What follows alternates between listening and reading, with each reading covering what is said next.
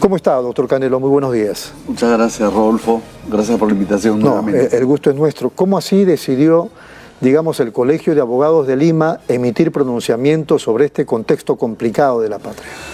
Rodolfo, nosotros hemos venido a tu programa en forma constante, incluso antes de la elección, y habíamos señalado que el colegio tiene que ser un referente, tiene que ser un fiel cuidador de la Constitución y la ley, y eso es para todos. En esta ocasión hemos tenido que pronunciarnos sobre un hecho que evidentemente desde la perspectiva incluso del derecho procesal, yo soy profesor de derecho procesal, es incongruente. Sin embargo, nos hemos pronunciado sobre otros temas. La vez pasada atentaron contra un colega, el doctor Abanto, quien estaba haciendo ejercicio de la defensa, y nosotros tenemos que defender al doctor Yo Abanto. lo sé, lo que pasa es que este tema ha tenido más resonancia. Sí, y bueno, por eso yo lo he visto en varios canales de televisión, en radios, pronunciándose, sí, digamos, frente a ese comunicado. Porque claro, es un tema muy trascendente, pero nuestra tarea es, independientemente de los temas trascendentes o no, si hay una situación anómala, tenemos que pronunciarnos. Así como lo hemos hecho en la defensa de un colega, ahora lo hacemos en defensa de la Constitución y la ley. Y así será. ¿Se ratifica usted en ese comunicado del colegio? Pero absolutamente, absolutamente. ¿Por qué? ¿Por qué? Porque aquí se ha producido una intromisión grave, gravísima, al sistema de administración de justicia, al Poder Judicial, y eso viola lo que se llama el equilibrio de poderes. El fundamento de un Estado de Derecho es la división de poderes, y estos poderes tienen que ser equilibrados. Si no hay equilibrio, entonces ¿de qué sirve la división de poderes? ¿Cierto? Porque lo que se regula no es el desequilibrio de poderes, sino el equilibrio. Pero digo yo, el Congreso no tenía, digamos, el derecho de ir ante el Tribunal Constitucional con una demanda competencial. Tiene todo el derecho de demandar. Lo que no necesariamente, ese es el ejercicio del derecho de acción que tiene cualquier ciudadano o institución, pero no porque yo demando tengo derecho a ganar, porque cuando uno demanda puede perder también. En este caso entonces es el órgano el que decide qué corresponde. Y aquí no es que ha ganado o ha perdido, porque aún no hay un pronunciamiento sobre este proceso competencial. Lo que ha habido es toda una discusión previa sobre las medidas cautelares.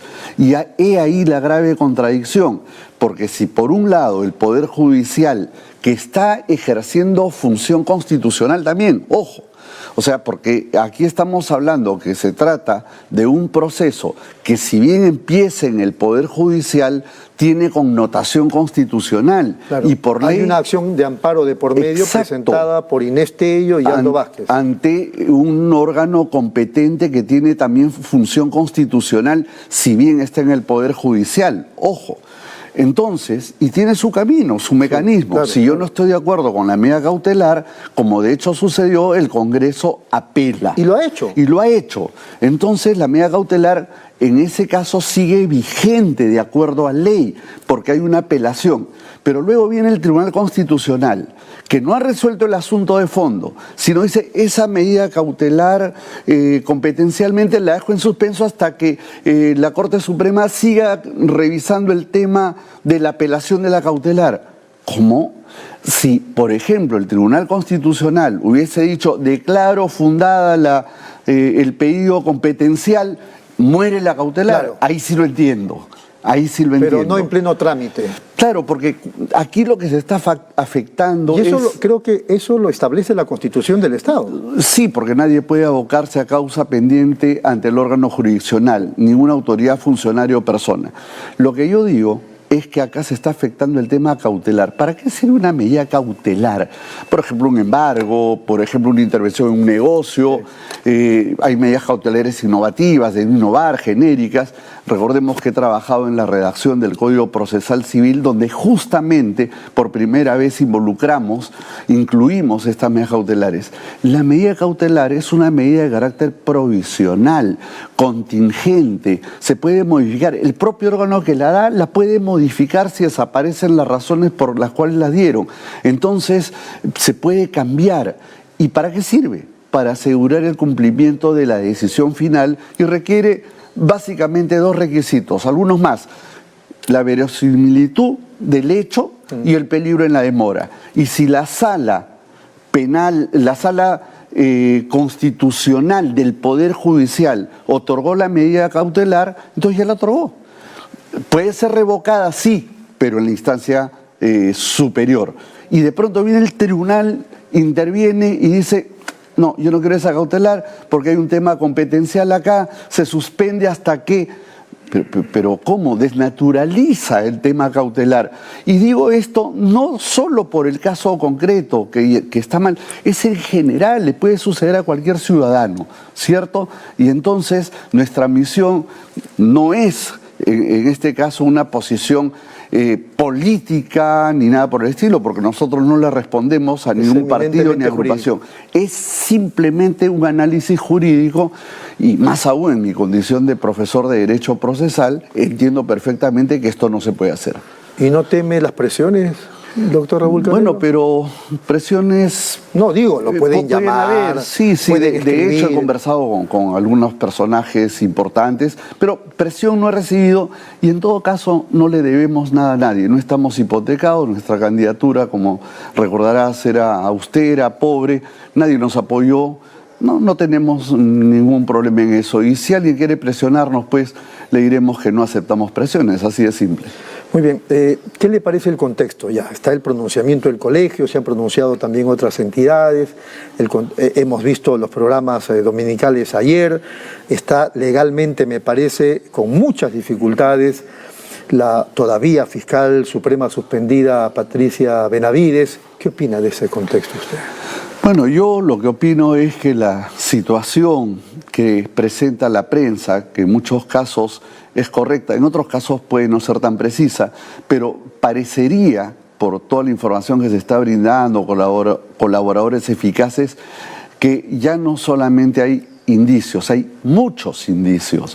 Porque entonces, además no solamente son testimonios, sino en algunos casos corroboraciones. Y lo que preocupa es que hay gente de su entorno, ¿no? Porque no son personajes ajenos, no, son de su entorno. Enemigos, ¿no? Eran justamente sus asesores, sus colaboradores, con quien hizo algún tipo de conversación o lo que fuere. Entonces, eso nos lleva a pensar pues que hay indicios serios, indicios muy complicados.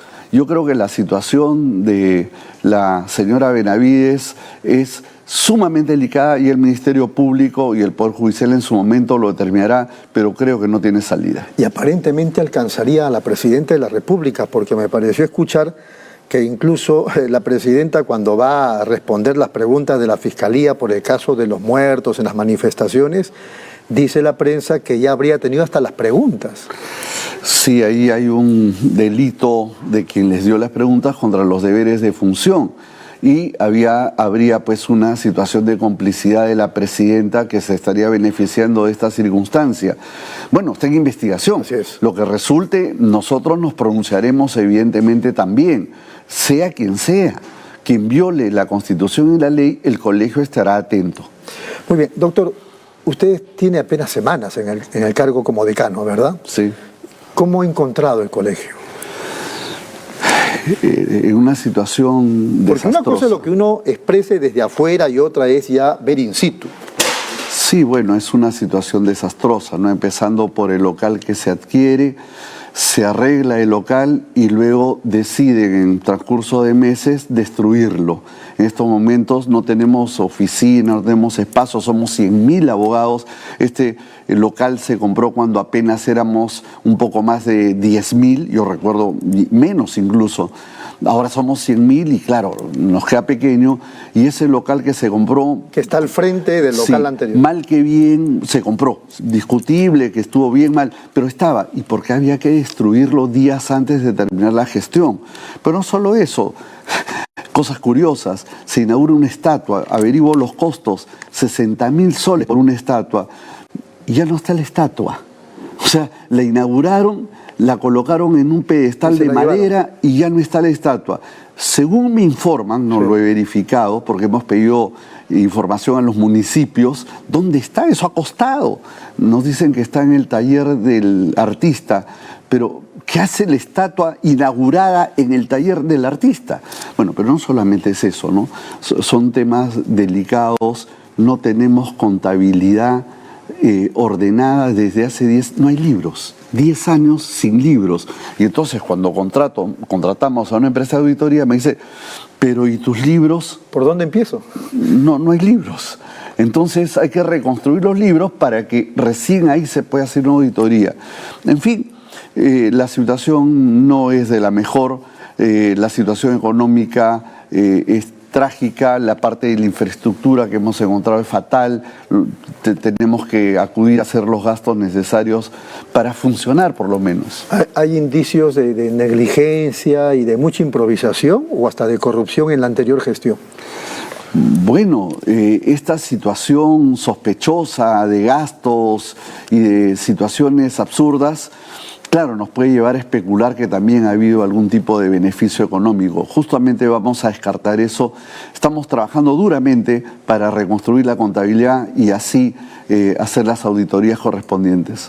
Muy bien, este año ya estamos terminando abril, queda mayo hasta el final. ¿Qué pretende el Colegio de Abogados en estos meses que quedan del 2024? Bueno, estamos trabajando muy rápidamente con el tema del policlínico, que también, por ejemplo, un policlínico que de pronto tiene un contrato a 5 años. Bueno, hemos logrado resolverlo. Una empresa administradora que estaba 5 años manejando el policlínico, a último momento le dan 5 años, ¿no? Por ejemplo, un consejo de arbitraje que es tan importante que tenía un plazo de duración de 2 años, le prorrogaron a 5 años. Bueno, yo he hablado con los árbitros, le digo, señores, esto no es ético, lo han entendido, a Dios gracias, y renunciaron. Entonces, bueno, vamos a nombrar un nuevo consejo de arbitraje. Y así por el estilo, donde pasamos, hemos visto contratos que se han amarrado por años. Por ejemplo, la colegiatura. La colegiatura se le paga a una empresa 500 soles por cada colegiado. A la semana hay un promedio de 100. Imagínate, 500 soles se le paga a una empresa por cada colegiado. Exacto. Y el costo, hemos determinado, es de 100 soles, en lo que te entrega la medallita, el lapicerito, el papelito, lo que fuere. Negocio redondo. 100 soles. Y gana 400 soles por cada uno. Y a la semana hay entre 70 y 100 personas. O sea, es que esto es inaudito. Supongo que ya resolvieron ustedes ese contrato. ¿O no se puede? Están los contratos pues vigentes. Entonces estamos conversando para decir, señor, esto no va. Y en todo caso hay sospechas fundadas de irregularidades, porque no puede ser que el colegio, siendo un colegio pobre, le haga ganar a un empresario más o menos el 500%, ¿no? Es absurdo. Lo que está bien, el empresario, quien administra, debe ganar, no hay duda, nadie es una beneficencia, pero lo que tendría que ser es una ganancia razonable. Así es. Esto no es razonable, esto es irregular y lo vamos a denunciar. Muy bien, para terminar, entonces se ratifica en que el Colegio de Abogados de Lima va a seguir pronunciándose en los temas que considere. Sí, y vamos a ser correctos y nuevamente, nosotros no tenemos una afiliación partidaria ni nada por el estilo. Nuestra misión es pronunciarnos en función de la ley y de la Constitución, como lo hemos hecho en este caso, y frente a cualquier autoridad, persona que viola los derechos fundamentales. Un detalle para terminar, sin ánimo de incomodarlo. A la Presidenta de la República le molestó muchísimo, y a la gente del entorno gubernamental, el uso del torito para romper la puerta de su casa. Y he escuchado a algunos que dicen que no, todos somos iguales ante la ley, pero otros que dicen, y la majestad de la jefatura del Estado. Cuéntenos cuál es su opinión sobre No, mi opinión es que debemos partir de la presunción de inocencia. Todas las personas son inocentes hasta que se pruebe lo contrario.